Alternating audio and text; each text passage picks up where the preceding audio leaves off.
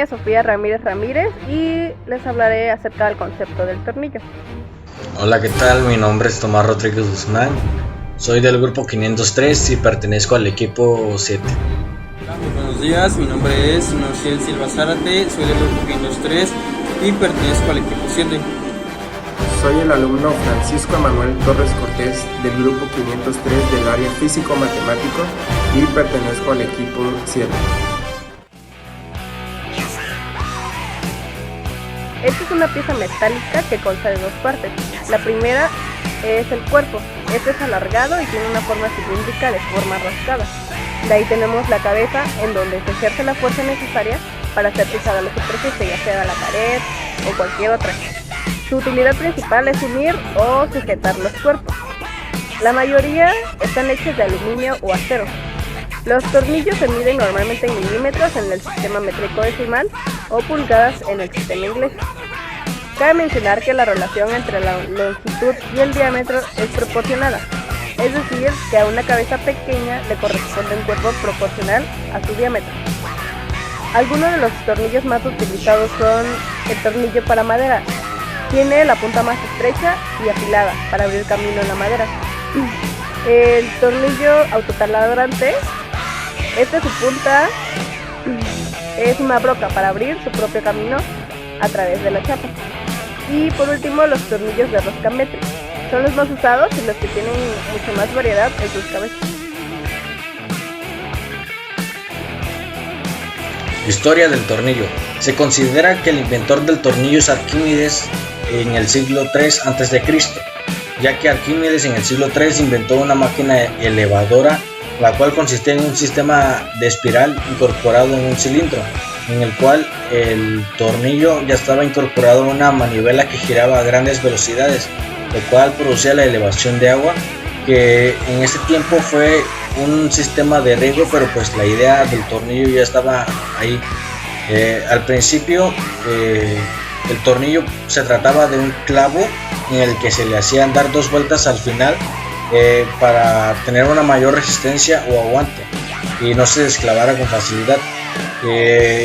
Normalmente era a menudo sacarlo porque era más práctico y se practicó una ranura en la cabeza para poder extraerlos, y de ahí se inventó el giratornillos o desatornillador, que fue inventado en el siglo XVI y perfeccionado en 1676 por el francés André Felivier, a lo cual los clavos de rosca en este tiempo o tornillos eran muy caros, por lo cual solo se utilizaban en algunos trabajos delicados o algunas piezas de valor.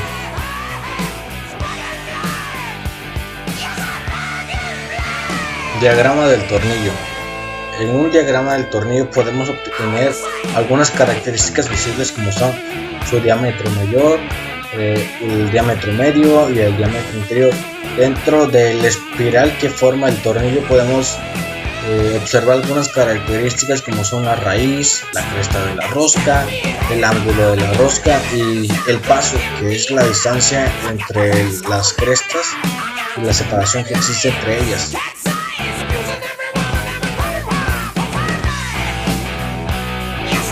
Se le considera una aplicación de plano inclinado, ya que presenta un plano empleado en forma continua en un tubo y transmite el momento de torsión una fuerza de entrada. La fórmula de ventaja mecánica nos dice de que si aplicamos una fuerza tangente a la cabeza de un tornillo, este será capaz de vencer en la punta una fuerza resistente y un equilibrio. Se cumple que el producto de la fuerza motriz por la longitud de la circunferencia de la cabeza del tornillo es igual al producto de la resistencia por el paso de la rosca, la cual queda expresado de la siguiente manera, que sería la fuerza por pi por el diámetro, que sería igual a R por H. Si acomodamos los términos, la fórmula de la ventaja mecánica nos quedaría de la siguiente manera: que la ventaja mecánica es igual a R sobre F igual a pi por el diámetro sobre H, que sería la altura. Con esto decimos de que cuanto menor sea el paso de rosca, menor debe ser la fuerza aplicada para apretar o aflojar un tornillo, teniendo en cuenta que el número de vueltas deberá ser mayor.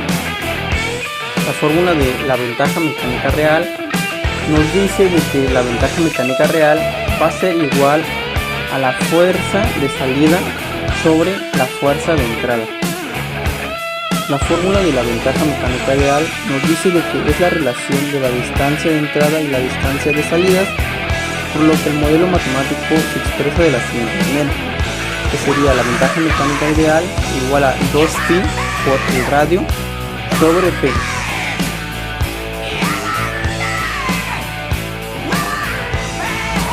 Yo les hablaré sobre las aplicaciones que tiene el tornillo. Su principal función del tornillo es ensamblar algo. Existen diferentes tipos de tornillos, entre las que destacan, a mi parecer, son las que voy a decir. El de madera. Como su nombre lo indica, se usa principalmente para madera. El tornillo autotaladraje, que por su peculiar punta abre su propio camino. El tornillo de rosca métrica. Estos tornillos son muy usados por el material que están hechos y se utiliza para sujetar una pieza al material base.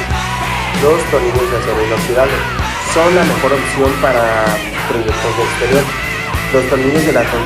Estos son muy resistentes y por su forma tan estética son para proyectos donde vaya a quedar a plena vista el tornillo. Los de cabeza redondeada. Se utiliza para fijar piezas demasiado delgadas como para permitir que el tornillo se hunda, y aquí se necesitan arandelas. Las arandelas son los cosas redonditas que van antes del tornillo y se utiliza para que tenga un buen apriete. Las de cabeza ranurada se utilizan principalmente para aplicar una fuerza de torsión media sobre la madera. Los de cabeza hexagonal se suelen utilizar para la fijación o montaje de piezas y tienen una gran capacidad de agarre y de apriete. Los tornillos de cabeza cilíndrica se utilizan en uniones donde necesitamos apretar con gran fuerza. Y los tornillos de cabeza Torx, estos sirven para ser utilizados con atornilladores eléctricos, ya que el diseño de su cabeza aumenta la superficie de contacto con la punta y permite un alto apriete. Estos son unos pocos de la gran variedad de tornillos que hay en el mercado.